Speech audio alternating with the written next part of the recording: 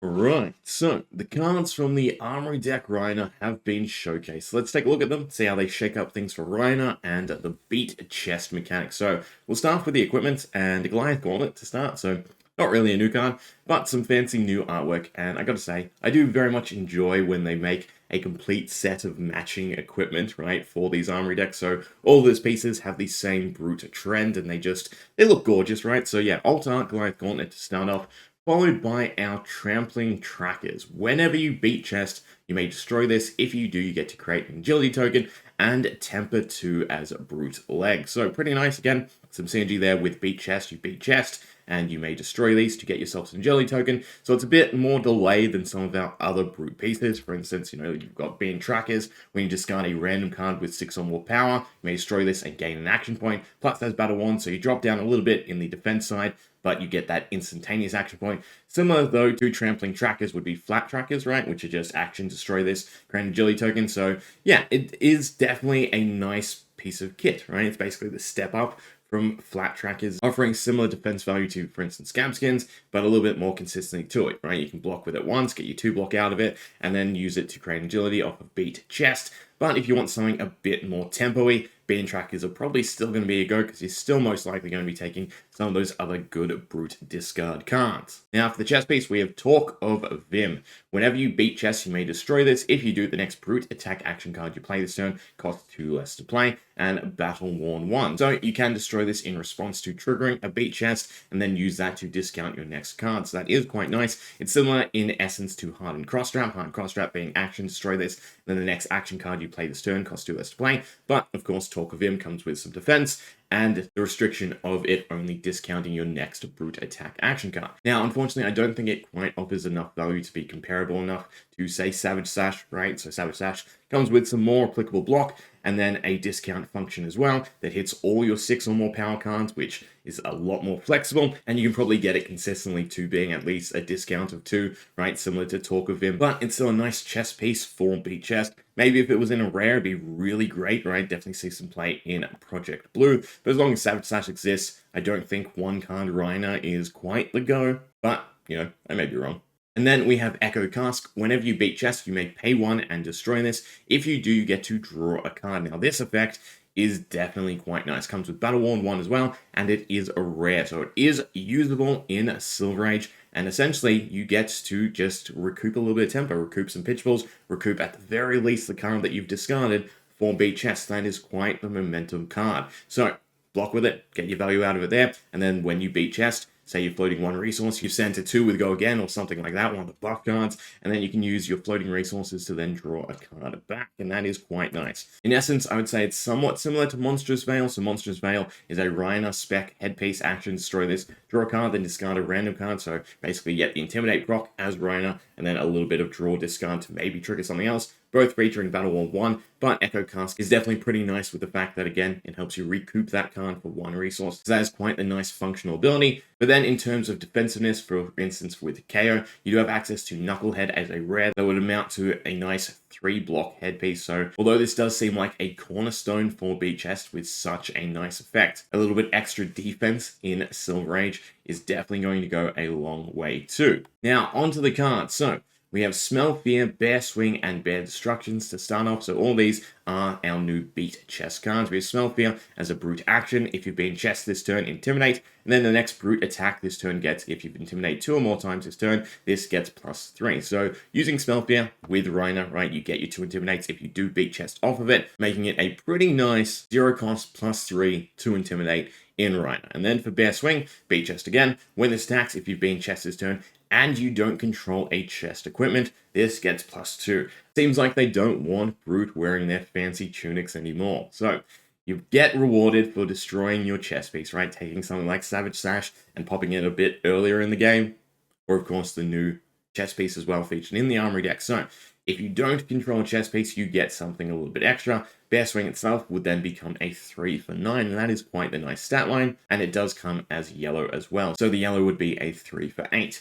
And then we have Bear Destruction, definitely the standout card, at least to me. So beat chest, and when this attacks, if you've been chest this turn, and of course you don't control a chest equipment, this gets Go Again, and the next brute attack action card you play this turn gets +2. So 2 for 6 with potential go again that then buffs your follow-up attack. That is definitely a powerful turn. So the elephant in the room, though, is obviously, unlike the really good brute draw and discard cards, you're sort of at a loss of a card, right? You really want to be using beat chest in conjunction with one another to get the extra value out of it, right? If you're giving an extra card to beat chest, you want it to also trigger one of these other cards. So a smell fear into one of these cards is definitely nice. But of course, we do have a few other ways to get some extra value out of beat chest. So the other new card of the deck is Alpha Instinct, a Rhinar spec. When this is discarded to beat chest, you get to create a might token as a nice blue 6 power card. Does have 0 block, but most likely, right, you're holding onto this to pitch or holding onto it to discard. So use it early game as a nice blue pitch ball that then also has protection for your other draw discard mechanics, your random discard mechanics.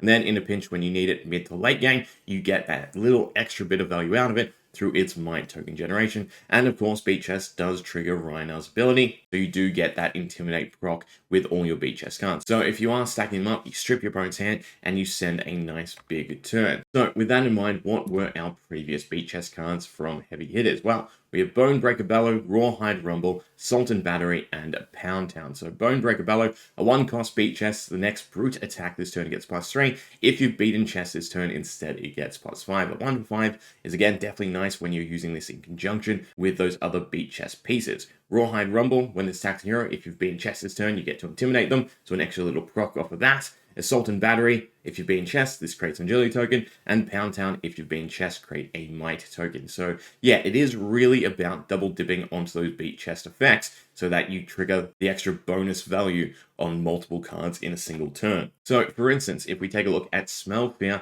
and Bonebreaker Bellow, both of these are our pumps, and they both target just brute attacks, which is definitely really nice. So for instance, with this hand, right, if you had a Smell Fear, a Bonebreaker Bellow, a card to discard, and of course a pitchable, you'd be able to play Smell Fear, beat chest, get your 2 intimidates, 1 off of Smell Fear, 1 off of Rhinor's ability, then a +3, followed up with a Bonebreaker Bellow for a +5, and then hopefully use the resources you're floating to swing with your weapon. So for instance, Romping Club off of a full hand here would be an Intimidate 2 and come in as a 13. So that is pretty nice, stripping away 2 of your opponent's cards, sending 13, getting them to maybe block with something they want to play, messing up their turn a little bit, right? So yeah, there is some really nice stuff you can do when you are taking full advantage of beat chest and its ability to trigger the effects on different cards. So now when it comes to Bear Swing, right, when this attacks, you've been chest's turn, and again, you don't control chest equipment, this gets +2. You can activate Talk of Vim in response to a beat chest card, right? So it doesn't really do much for Bear Swing because it doesn't have natural go again. If you have a go again through agility or an action point, maybe you've got something there, right? Bear Swing followed up by another free 2-cost card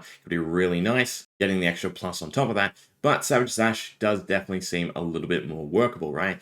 On your Savage Slash turn, you get the discount across all your cards, and then you turn on the effects of Bear Swing, and of course our Bear Destruction. So Bear Destruction definitely seems workable as its discard mechanic to start your turn off, especially with that go again, because it allows you to target the card you actually want to hit with your discard effects, right? If you have Bear Destruction in hand, a Beast Within, or a Sea Legs, you have a lot more control in order to trigger their effects rather than subjecting yourself to the random discard, right? So that is definitely super useful, especially since Rhinar himself is still not a tap hero, right? So Sea Legs and the Gold Kiss Rum can definitely come in handy, allowing you to go that little bit wider on the current turn or the next turn, right? So yeah, you're really incentivized to take a strong tempo chess piece, right, and use it early on to turn on these cards, because Bear Destruction does offer quite a nice amount of value as a 2 for 6 go again, that then also adds something to your next brute attack action card that you play. But again, a little bit not clear-cut synergy there, right? Does have to hit a brute attack action card. You can't follow this up with an easy weapon swing, right? For that +2, you do have to hit a brute card after Bear Destruction, but there is a lot of good cards currently seeing play thanks to Super Slam.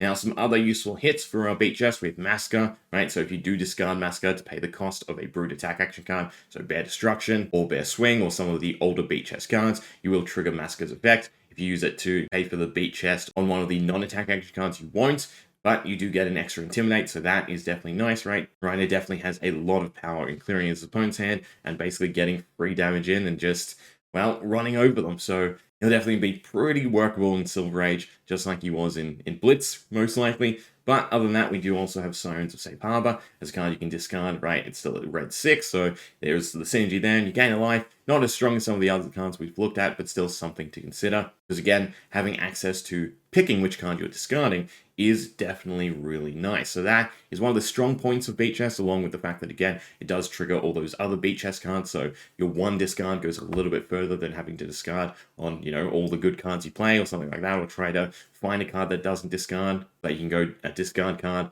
into another card, and overall just setting up a cleaner turn where you're not as subjected to the randomness of Bruce is definitely going to be nice, right? So these are definitely some nice, decent cards. They necessarily offer enough value to make beat chest good enough by itself, maybe, right? But they probably don't stand up to the normal draw and discard of all the other brute cards, since that's basically some free value if you just build your deck right. When saying that, the fact that you may also open up your deck construction if you lean a bit more into beat chest rather than the random discard could be interesting in itself as well. So yeah, the Rhinar Armory deck is definitely looking nice, right? And with Silver Age coming, that is basically a clean reset to the young heroes. So young Rhinar will be playable, and there are some applicable cards from the Armory deck itself to take full advantage of. Now, Rhinar won't be seeing a deck at the start of Silver Age, right? KO is the brute of choice, but still, there are definitely some good card choices across the Armory deck in previous sets to make Rhinar a powerhouse in Silver Age.